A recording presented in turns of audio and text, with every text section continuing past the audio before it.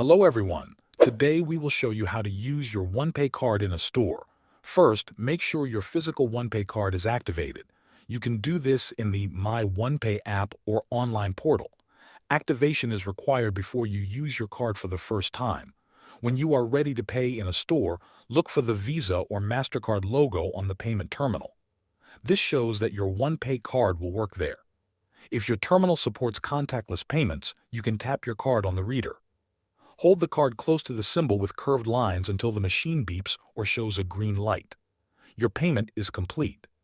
If contactless is not available, you can insert the chip into the reader. Place the card chip side up and leave it in the terminal while it reads. You may be asked to enter your 4-digit PIN. Enter it carefully and confirm. Wait for approval. You can also use the OnePay app to pay with QR codes. Open the app and log in. Go to the Wallet section and select Scan to Pay or find a QR code. Scan the merchant's code at checkout. This works at participating stores. Your payment will be deducted from your linked account or e-wallet balance. Thanks for watching.